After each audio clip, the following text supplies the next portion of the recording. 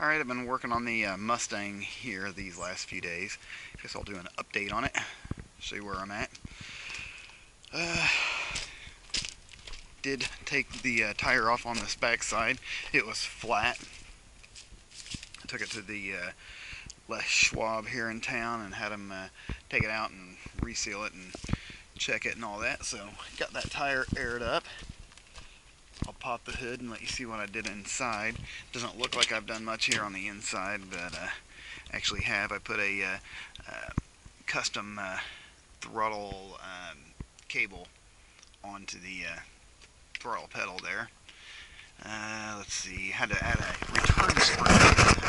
The brake was really touchy, so I added that return spring right there, so that way whenever you push it down, the brake will come all the way back up. Because see right there, it used to stick right there, and that would keep the brake light on. So now the brake light don't stay on. The brake light stays on. What happens? You run your battery down. That's never good. Still got the box for my carburetor I've got on there right now. All original interior. Look at that. I like it. I like the older stuff. Manual windows. No real options on it. There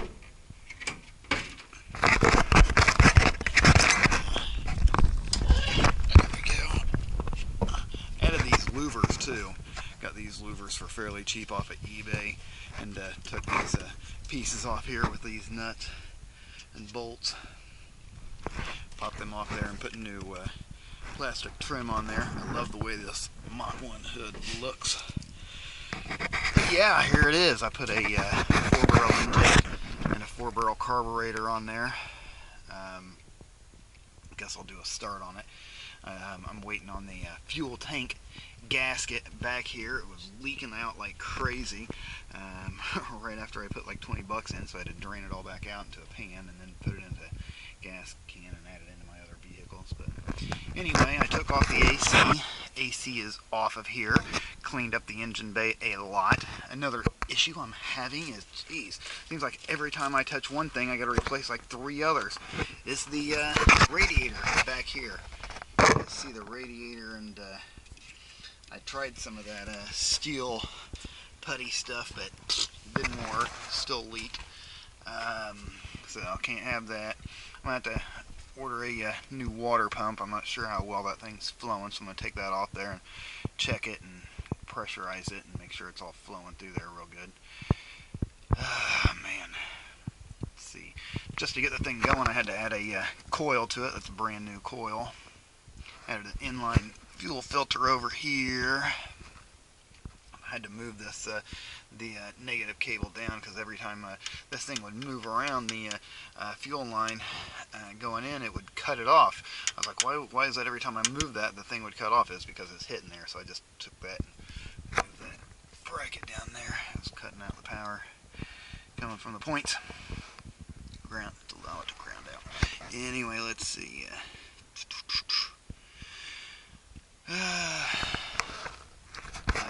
Yeah, I don't really have a kick down for my C4 transmission here, but I guess I don't need it. I can always just manually change it.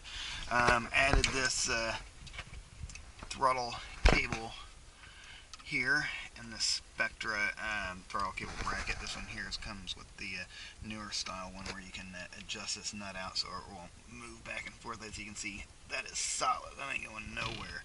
Neither is this. Got it all tightened down on there, and got the spring set up there so it's not going to bind up on anything with the return mount. Give it a little gas. Fire it up real quick. Why not? Let's fire it up.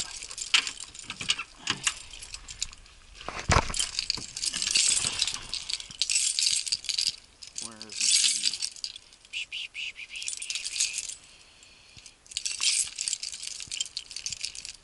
Where are my keys? Oh, they're in it. Guess I should have taken them out last night. Not like they're going to go far.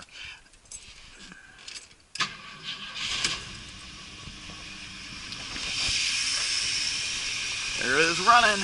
Fires up first try. See that? No problem. Doesn't have much gas in there right now, so I'm going to turn it off before it dies out and I drain the bowls and I have to add it all in there again. But, whoop, grab my little tinker toy. Not much of a toy at all. It's quite a nice little punch. Alright, let's see. So, I'm waiting on, from Rock Auto, right now, this bracket right there. This O-ring that goes in for the fuel tank right here. I gotta plug this in and make sure that thing stays on there. I don't know why it's not wanting to stay on. Just doesn't have much pressure there. Probably need to get a new fuel sending unit, but they're like $50. Everything on this thing costs more money. While I'm down here, I'm also going to have to replace the U-joints. I think the front U-joint's no good and kind of clangs around there a little bit, so no big deal, I'll fix that. I got something rusted on my exhaust down here. What is that? I didn't notice that before. Piece of wire or something. Yeah, that's why it's smoking. Get a zip tie that up a little bit to something. Do a backyard fix on it. But I like this car. It's pretty much solid and ain't all ate out or anything. There's a few little rust areas that I'll do my cheap redneck fixes on. Some rivets and some metal and make it look nice. It's already freaking solid. Just gotta do the little tuning on it. My ultimate goal is going to be to get a front sump pan for a 5.3 GM LS motor. The reason I'm getting a 5.3 instead of a 5.7 or a 6 liter is that the 5.3s are very easily found and you can modify them for darn near nothing.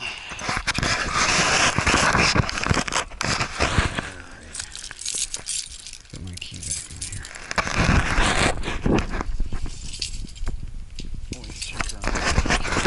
Yeah, I'm pretty happy with where I came out right here. This is just a temporary setup just to get the thing so where I can actually drive it. I'm going to have to order a radiator. Got this used battery here for it. But anyway, like I was saying, I want to get a 5.3 for it, get a front sump pan for it, because the cross member goes around to the back, so I need to get a front sump pan that'll fit between that and the sway bar there underneath. Looks like there'll be plenty of clearance underneath the engine and between the shock towers for the motor itself. Even if it is wider than the 302, there's still plenty of clearance, and I'll have plenty of room for a exhaust system to get tucked in and around the back. Had to replace the freaking rag joint on it and the master cylinder on this thing. Like I said, fixing one of everything. I've already got front calipers at AutoZone I gotta go pick up, along with some brake pads for that. Also from Rock Auto, I've got the rear brake cylinders for each side here. I'm not going to replace the hardware when I have the brake drums off there. The shoes and all the springs and everything still look good, and they were all working just fine. It was just this side of the master cylinder wasn't working right, so I'm going to replace them both on both sides, just so that way they're even in each pressure. The pressure on each one will reach each one at the same time. Bleed all the system out again. I didn't see any leaks underneath it whenever I stepped on the brakes, like brake fluid shooting out anywhere, so that's definitely a good sign. I totally anticipated seeing some rusted out lines that I'm going to have to fix, but so far so good. Really bummed about that radiator though, you know. It's all the things that you don't think of that you got to wind up having to replace in order to get the thing going. But that's the joy in having an old car. Things break at the most inconvenient time. That same thing happens with a new car. As with this thing. And with this, I'm still in the process of getting the other motor put down in it. Oh my gosh, what a nightmare. Yup, heads are off. Pretty much everything is removed from this thing. Engine's over here on a trailer that's gonna go into this.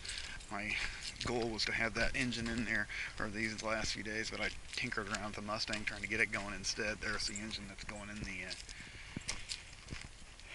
Aztec and my little Beamer, the one I've been using every day now, I've got to put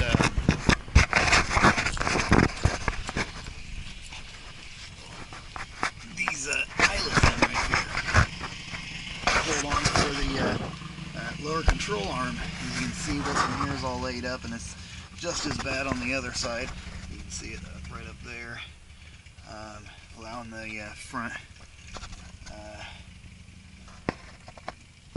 control arm to sway and move a lot. But once I fix that, that should be golden with this. So that's pretty much it. That's what I've been into. I'm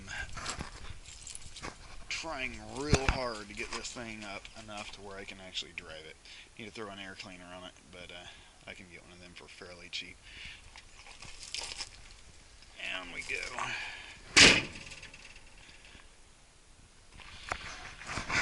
I had my motorcycle out the other day. That was fun. Need to get it back out again. Looks like some of the coons have made off with some of my trash again. Alright, well, if you got any questions or comments, leave me a comment in the comment section down below, and I'll talk to you there. See ya.